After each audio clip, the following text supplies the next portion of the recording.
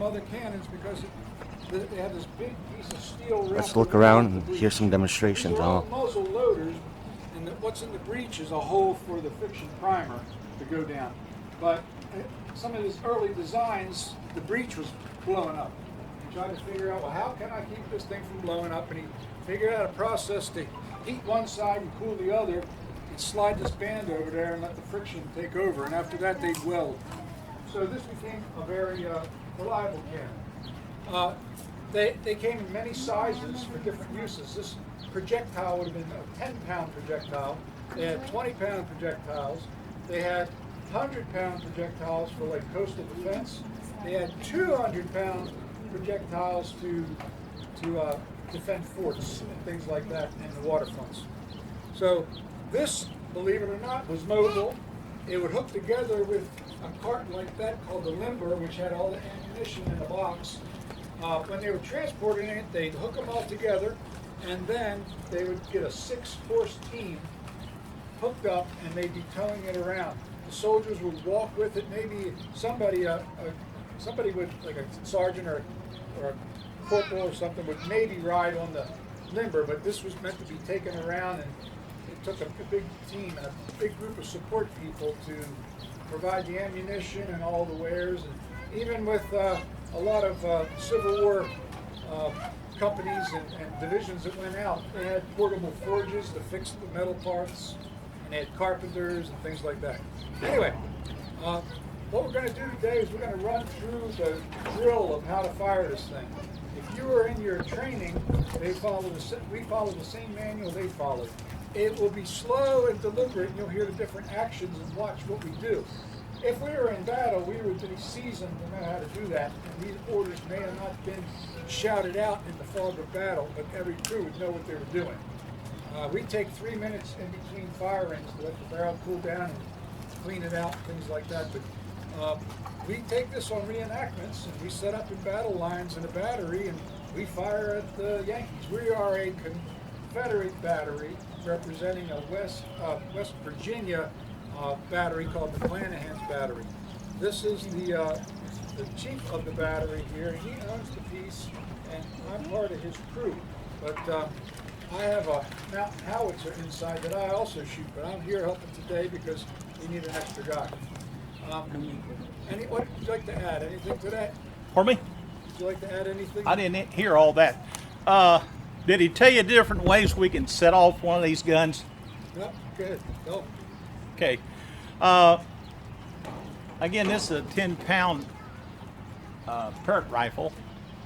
Rifle has 3 rifles supposedly in the barrel. Has an elongated shell that looks very much like a bullet when it's loaded. And there were 3 different kinds. There was a solid one, there was a shell that would fragment, and then there was one that had small pellets in it, so it would go off, and it's kind of like a shotgun going off. But the gun can be set off in a lot of different ways. One of the ways we use is using a thing called a friction primer. That's what this is. These were very common to be made. Our problem is right now we have received not a very good set of friction primers. I know that you don't want to hear that, but what it amounts to is you have a wire that goes down inside this tube. The tube is made of brass. If the brass is too soft, it'll expand and it'll jam into the vent hole, which we don't want to happen. We do want it to go off, and a lot of times they do. Notice I said a lot of times. But hopefully we won't have any more problems. We had a problem with it earlier. Another way you could set these off, and when these are working, they work ideally. I went 7 years without having a problem with any of these things. And then somebody got a hold of too soft a brass, and it expands rather than popping out the top. This has the same potential as a .22 caliber bullet, if that gives you any idea. Another way you can set these off is there's a vent hole in the back here. John, you can point to it there. That's where we'll put it. You can use a quill of a feather. Quill of a feather is hollow. If you fill it full of gunpowder, it'll burn. You can use a fuse or a piece of fuse to set it off. You can use raw powder to set it off, okay? We'll be using these. You tell them it was invented by basically Robert Parker Parrott was his name. Was at West Point till 1835 and fell in love with a young lady. Her daddy owned West Point Foundry up in West Point. And guess what happened? He left the Army. And all of a sudden he owned West Point Foundry. He devised the Parrott rifle. He didn't invent it, he devised it or made it better. That band on the back, I believe it's 13 inches long, is made of wrought iron. These guns were fairly easy to produce. That wrought iron band, he would get it white hot, he would get the barrel chilled, he would put the barrel inside the band and he would keep turning it until it would fuse fast. Now up until that point no one had ever done that, and what was happening was they were creating voids around this and the gun would blow up in that area. These guns were notorious for blowing up.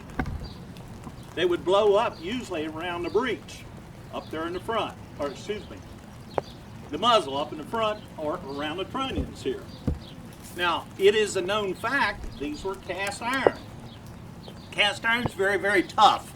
Gets very, very brittle. This was wrought iron, more like a steel.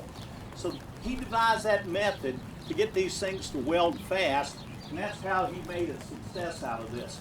So you have a lot of guns being made in this fashion form. One of the things I mentioned before, I don't know whether John said this gun could be made for $180. A comparable 12-pounder was made out of bronze. They were made for like $550. If any of you ever worked for the government, which one are they going to buy? Okay?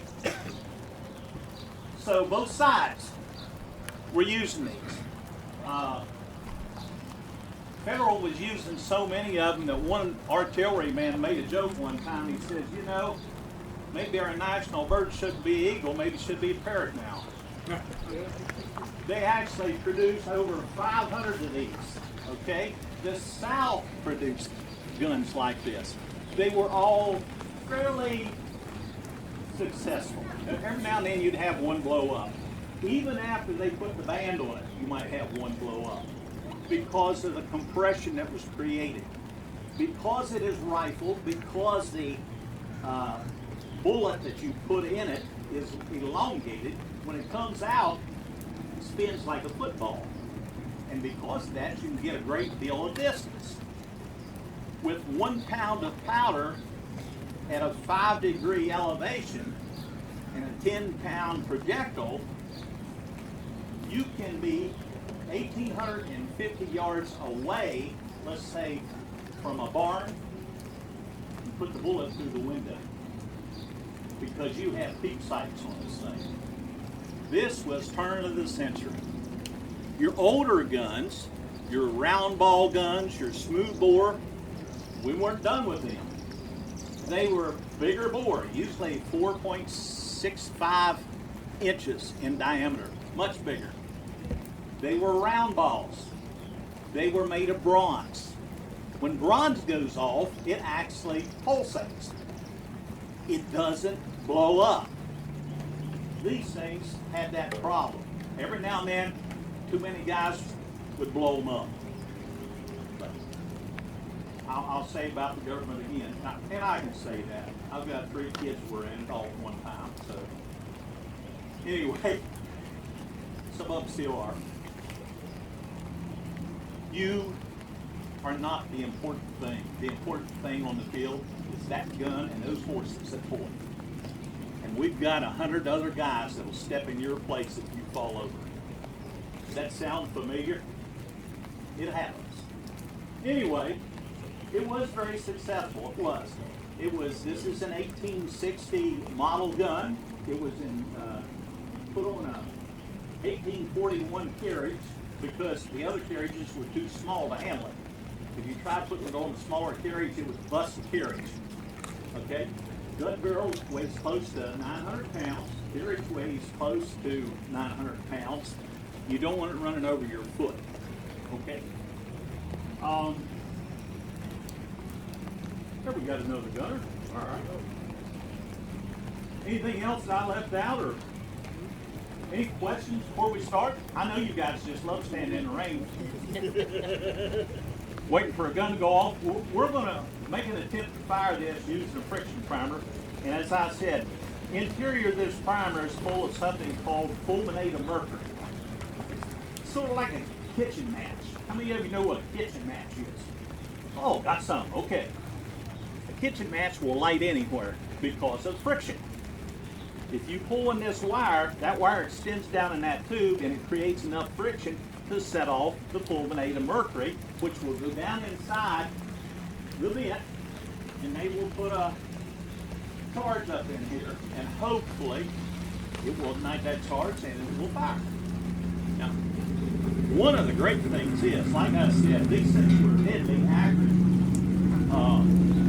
for a mile with the peep sights. I've got a set of peep sights somewhere up back here. But they would fire up to 5,000 yards. Think about that. 5,000 yards. Over 3 miles. You almost have to have a forward observer tell you where this thing's going to hit. But this is permanent. All right.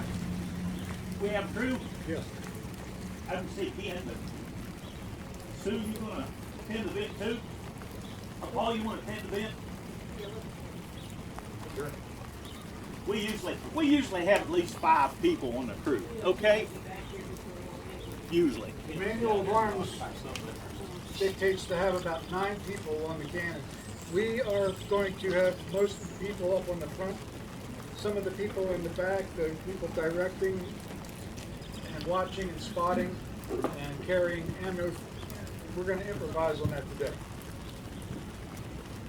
And we keep that covered. We don't want that open when we're firing, because when this fires, that brass tube I was telling you about will pop up in the air if everything goes well. And it might land on you, so I might have you stand back just a little bit. If Okay? you're in training, Take it you have hot. the manual of arms for the drill. Everyone would be lined up back here in twos, and the gunner would start to give the command. So I'm going to pretend to be that group, and you're going to start us off. We'll probably yell out the commands and work together on this to make sure everybody's doing this. We're here to do it safely. We try not to fire this more than once every 3 minutes. Believe me, that gun, in reality, could have fired as fast as a rifle if they wanted to. And we've seen it happen.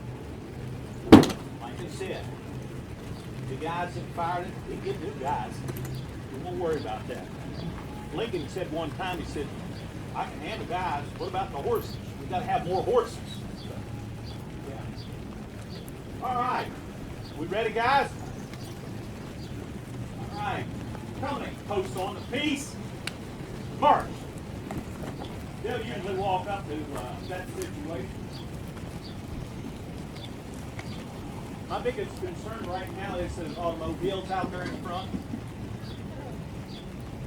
I hope they have good choice. I have broken some windshield. In the least, we might set off an alarm. Take implements. Load by detail. Load. Pin, vent. Now that's number 4 man. He will step forward, and what he will do is, a lot of times he'll brush the vent first, then he'll put his thumb on the vent.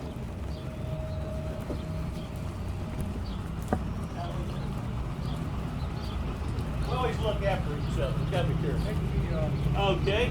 What he's doing is he is creating a situation where when they start to lean, brushes down that tube, they will create a vacuum. What it will do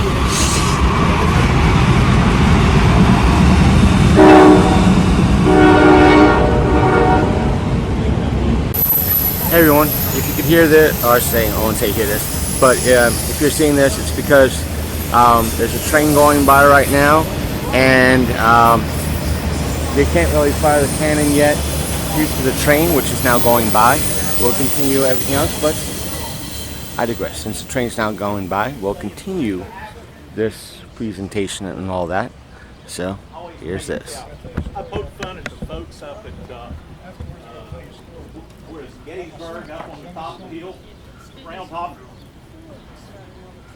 Okay. Are we ready? Is that guy moving or what? Nope.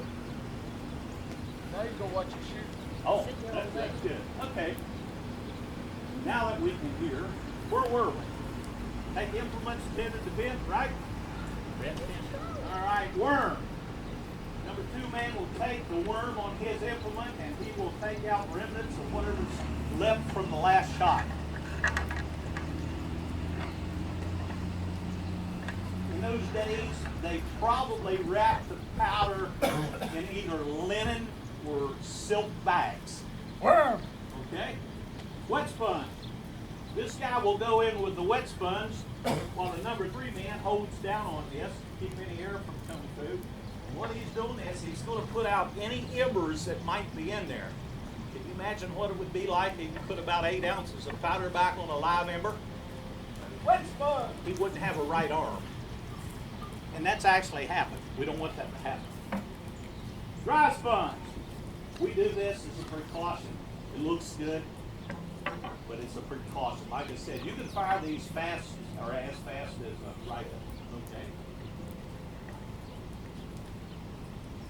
Dry sponge. All right. Advance around. Shell, 300 yards. Notice I'm getting closer. Okay. I will look at, the gunner will look at the charge to make sure there's no leaks in it. If there's a leak, we'll send it back. We don't want anything leaking out. They will take it up to the number 2 person. They will look at the charge. They will introduce the charge.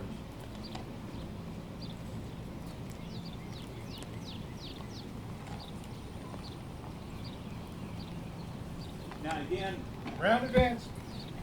round's been advanced, ram charge. That charge is also rammed with a bullet-shaped projectile, okay?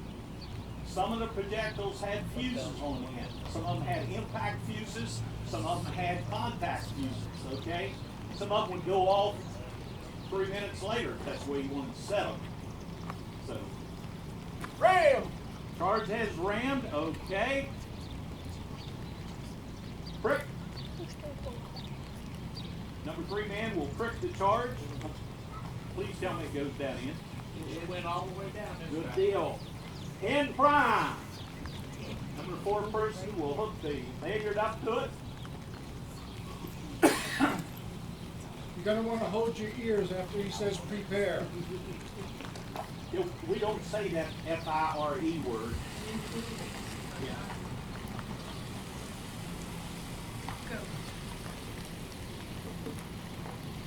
I'm going to wait for those cars to get out of the way or I'm going to steer someplace. Probably going to scare a couple pups anyway.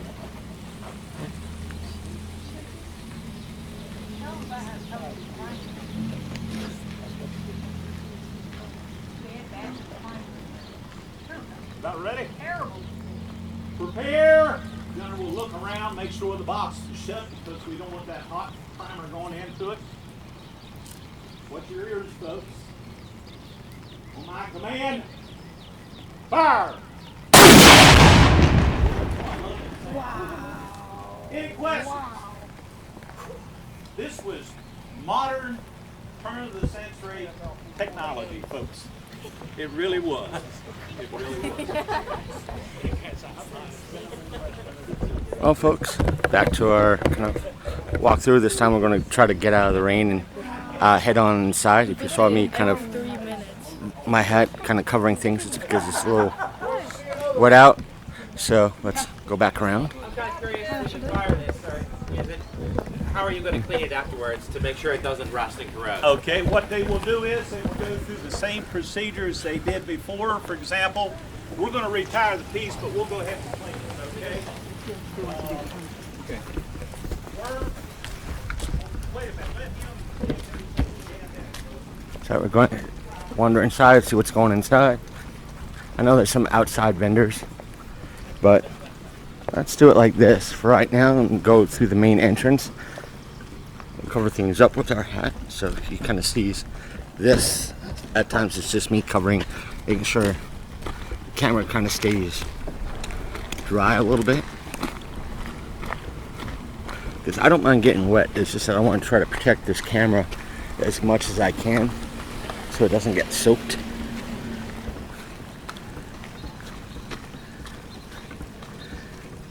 And it's stuff like this, like we said a couple of times when coming to the events, to look around and everything else, that at times lack of promotion kind of hinders things, and other times it's a combination of that and weather. So it's kind of hard that weather like this kind of puts a damper on things. Heck, you're not walking far in regards to coming to a place like this. Heck, as you could see in the distance over there, there's tents up where you can eat if you get hungry. There's food trucks. Heck, there's a bouncy house. So it's not like you can't stay dry when you can. So once we get inside, we'll walk around. It's nice that they're taking up the whole roundhouse for everything. Hopefully there's no music. But since we're only going a few more feet, we're going to just normal band music, so I think we'll be okay.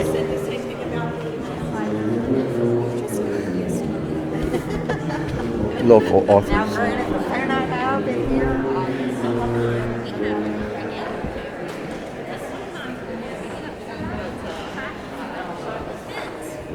So we take our grabbers and we put it through and then we lift it up. Some local like honey growers and farm fresh.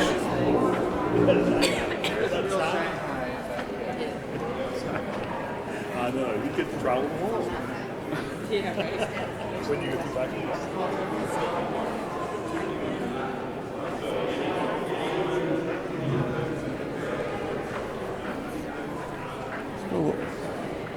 Hit in the back. I know we should cover the area before going in the back, but still.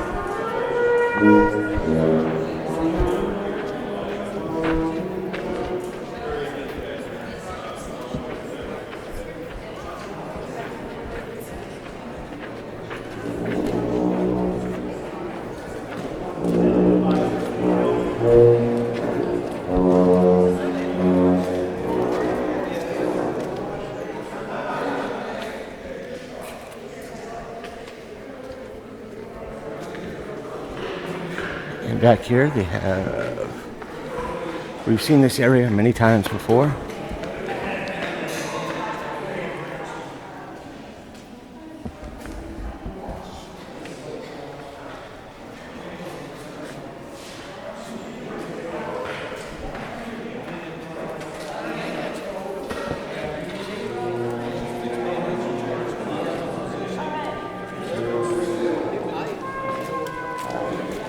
It's like they're having some blacksmithing demos today.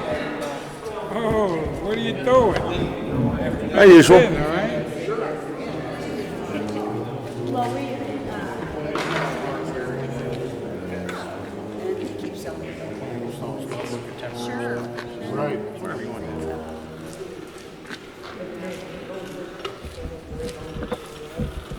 Does this bring air to that? Yeah, this is a blower, yeah.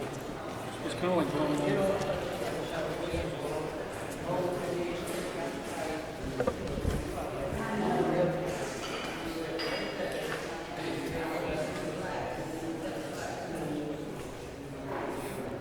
know we tend to talk a lot, but since it's quiet right now,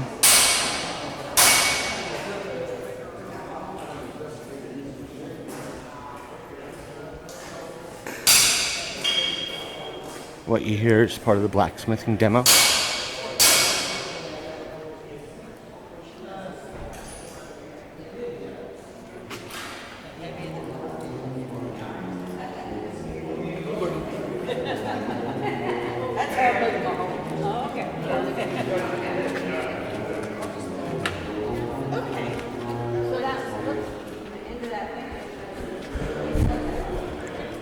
Watch, we get dinged by YouTube just because somebody's playing the tuba.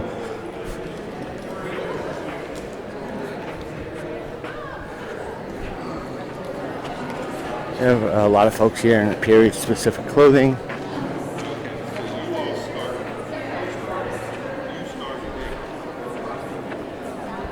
Go back down. Since we kind of looked at that side, we're going to look at this side. It's like a lot of folks, due to the rain, didn't come back for today, which is kind of sad. The thing is, this aisle faces us, the camera, and this person decided, you know what, we're going to face inside the aisle.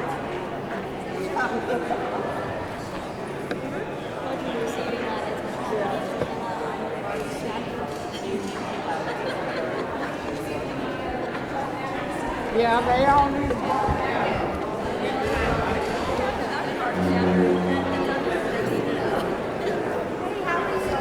Hello. That's the only thing. Cool thing. This is Patriot Buddy. He says the Pledge of Allegiance when you place his hand on his heart. And he's in this book, and this book teaches kids that they are the future of America. Are you the author? Yes. Where can folks find this book? On curlygirlybuttonbuddies.com. Are you joking? I Don't am pull not my joking. chain. Yes, this is the Patriot Buddy, and he says the Pledge of Allegiance when you press his heart. Stand up and place your right hand over your heart. I pledge allegiance to the flag of the United States of America. To the republic. Folks, I'm sure you might have to replay that back and put headphones on and turn your volume up to hear it, but he was saying the Pledge of Allegiance that we have in this particular country. Thank you. You're welcome.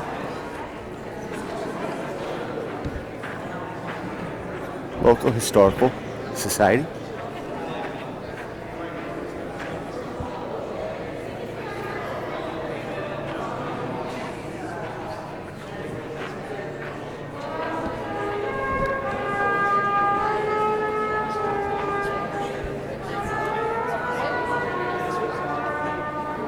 Natural home remedies. Now, you might have heard us, if you've been a viewer of this channel for a while, you might have heard us talk about our unofficial, official sponsor, not sponsor, Black Dog Coffee. One of the best local coffee breweries this side of the Mississippi. There you go. And this side of West Virginia as well. This is Jennifer. She's one of the owners of Black Dog Coffee, and we enjoy her coffee that she puts out. And let us just say, it pairs very well with a lot of the creamers out there. Our favorites are Fruity Pebbles and French Vanilla and Cocoa Puffs. Oh, that sounds good. So, and we prefer the nice light roast that she puts out. So, Well, let me get you a light. So- Would you like a stainless cup? You want to walk you got a around? stainless? Yeah. You got a stainless cup? You have a ooh. Trying to keep in They also sell. They also sell tea. And they also sell tea. So if coffee's not your thing, they have Can I sweeten it for you? a little bit, folks. In a lot of our videos, you might have seen us have a large tin cup, and that's from Wild Bill's Soda Company. And we are going to be having coffee out of this nice little My insulated stainless Stainless cup. cup. Yes, yeah, just bring it back when you're done. oh, folks. Yeah, enjoy. folks. Folks, don't say we haven't done stuff like this on the show. I'm willing to. Folks, we gotta get more. Definitely. We know where to get because it's hard for us sometimes to get to Black Dog Coffee in the Charlestown area.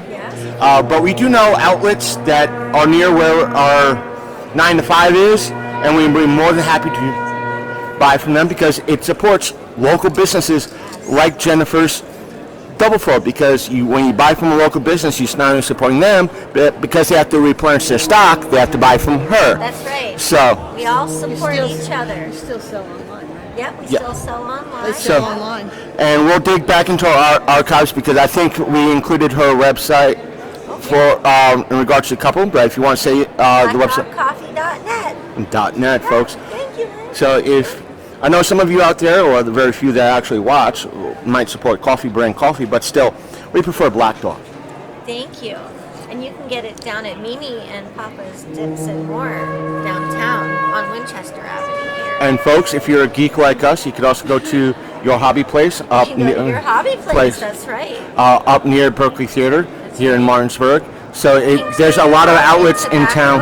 Yeah. So and there's if you partake in regular tobacco, there's a tobacco shop here in town that also sells Black Dog. Watch, YouTube's going to yell at us in regards to a tuba playing. It's just a tuba practicing. So we will be definitely bringing your coffee back. And you know what, folks? Folks, we've been dying to try coffee in a metal cup. And you know what? It is the best. It is. I'm going to put this down for a second. Okay. Let's just say, folks, we've had coffee out of a nice clay or not ceramic, but clay from a Ren Fair. Let us just say, metal clay cups from like Ren Fairs, they bring out flavors to those metal cups. If you have a chance, get both. Have them in your repertoire. Oop, cannon went off again. So there's nothing, like I said, there's nothing like getting woken up abruptly by a cannon. So. Care for a sample, sir? Sure. Cold, medium, or light roast? So, Jennifer, we will. Bold, medium, or light roast? Bold, of course. Okay. So we will bring the cup back, but we'll be roaming around still, and no problem. Don't forget, folks, check out Black Dog Coffee here in West Virginia Panhandle. Thank you. So we're going to let these fine young ladies pass us by.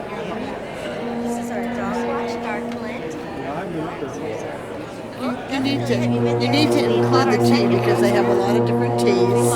And I don't drink coffee, but the tea is wonderful. And my favorite thing they make is Earl Grey iced tea with 4 squirts of lavender syrup in it. And they have about 25 different flavors of syrup you can put in your coffee or your tea. I hear their chocolate's very good too. Yeah, so but you know, the tea is wonderful. So you need to get the tea drinkers to come. And folks, they do offer, let me just say this, for the folks out there, they have full bean, pre-ground, and K-Cups, if you partake in that. So, and I'm sure those, like I said, you could order online. I'm sure they'll be happy to ship things out to you. You support a local business. And granted, the atypical price for their coffee is like $8 for a half-pound bag.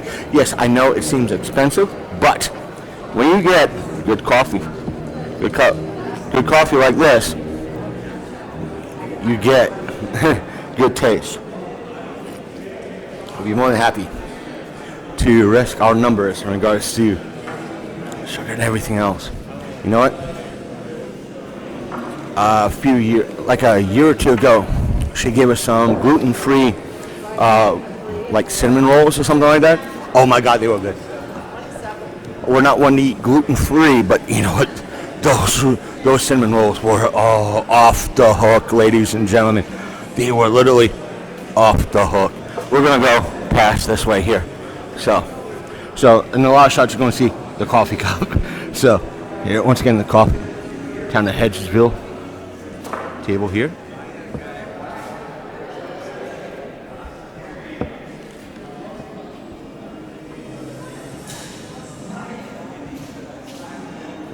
remember, something like this is teaching history. We need more folks teaching history, sharing history with everybody, because if without history and a lot of the details that events like this put out, and like what this gentleman here is sharing with us, we lose out because a lot of misinformation's out there, and getting a lot of in-depth information from events like this, and seeing how folks fired cannons, made a lot of the metal stuff that's out there, like the blacksmithing demo you saw earlier in this video. People wouldn't know. Some people like blacksmithing. And we have stuff like this. I think this is like the cannon shells they were talking about earlier. There's one that they said looked like a bullet. And I think that's a cannonball with a fused aspect to it. The smaller cannons. We were just in Carolina. I have a friend that lives in Penrose. We were out in Western Gilbert. I believe these are the atypical supplies. That's how we ended up with the a lot of the stuff that one of the folks that were in the war might have had with them. Rifle, supplies, canteen, boots, socks, gloves, candles, one the first day, one the third day. metal cup. And Nathan,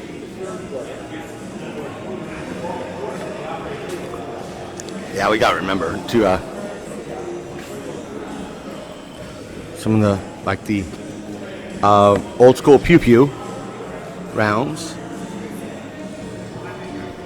I know YouTube might have a issue with. I know my mouth is very. You're going to hear. Some of you are going to complain about how.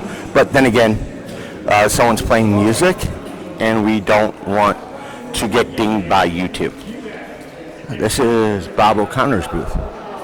I know some of you are going to complain about the Southern flag there, but let's just say during history, that flag was used a lot. I wouldn't say a lot. See, I'm not a historian. A lot of folks, someone like Bob O'Connor might explain things better for you. We'll put, if we have information on an older video, we'd be more than happy to share that.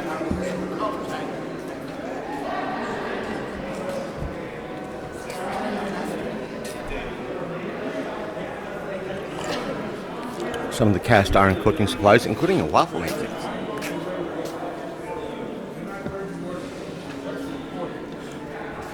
Old school sewing stuff. Remember, they didn't use electric stuff. They had to use foot power. And I know some of you, like at Bob's booth over there, you see, we'll bring it back over here, you see a drum. A lot of times they, if memory serves and history serves, they used drums to help coordinate things with particular troops. It's more, medical supplies, old school medical supplies. YouTube, this stuff, what you see here is fake. So, I would say I'd say the quote unquote severed aspects of certain things are fake. And they're Halloween supplies, YouTube.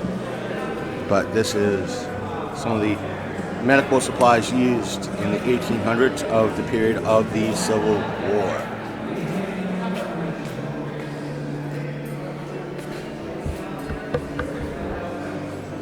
Some more military gear, including some of the items used to be put in the military pew-pews.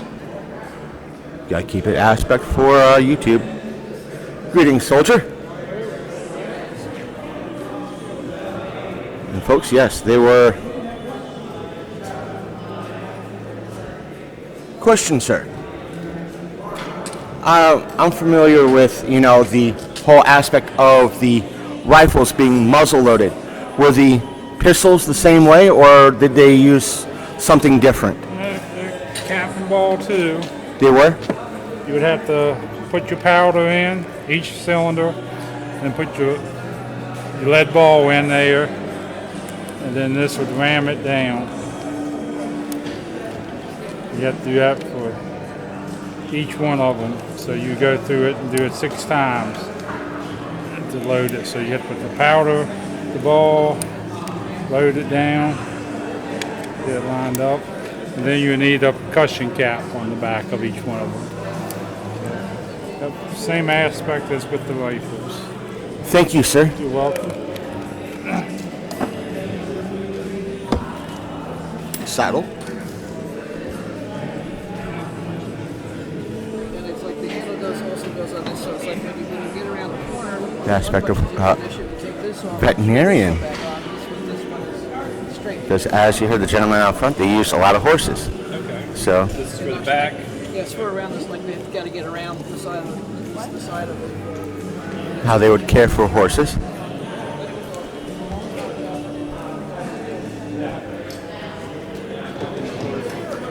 Captain Bird, more about rifles and what a lot of officers used during battle. Hello. Hello.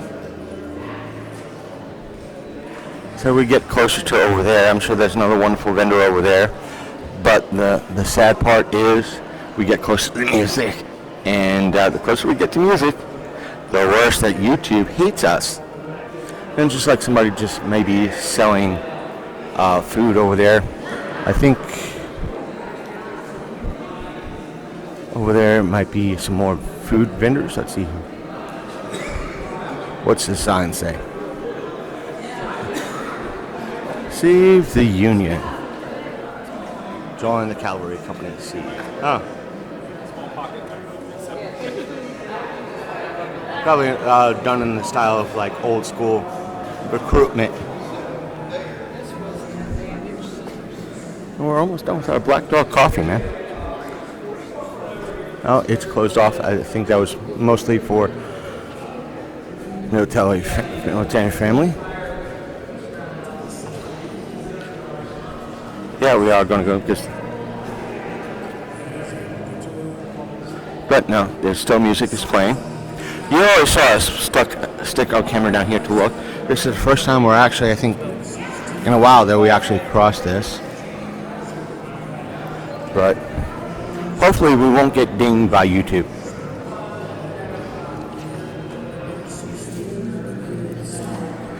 But as much as we would like to visit that booth over there, or not, because mainly, well, music.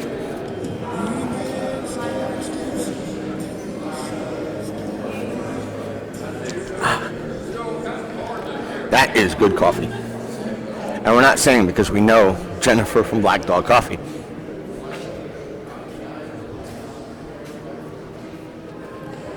We're going to return her cup. Have her clean this cup. Again, we might have to buy one of these metal cups off for her. So, I hope you enjoyed this walkthrough. A lot of our links are down in the description down below.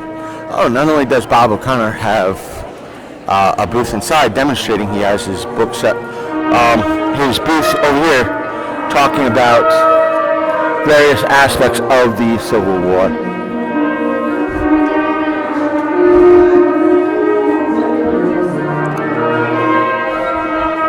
So, we're back at Black Dog Coffee. Pardon me, Miss Jennifer. Here is your cup back. Thank you so much, and thank you for making such wonderful coffee again. Thank you for coming by. So, bye. Yep, see you later. Go coffee. We're always happy to support her. We might come back and get some coffee off of her because it's been a while since we have coffee. We should start making coffee again. So, I wonder if you could use your coffee to make cold brew stuff. So, we should go back. We gotta ask. So, sorry about that. Ladies and gentlemen, once again, I am the Lonko, the Reverend Godfather, aka the Martinsburg Madman. Stay tuned to our audio aspects for our latest episodes because we are trying to do a reboot. Oh wait, it's not a reboot, it's a reissue. So stay tuned to the links down below in the description. If you like this post, hit that like button. If you wish to hear more, like, comment, subscribe, that whole 9 yards. So if you enjoyed everything. It helps with the algorithms. Thank you all. Come back again.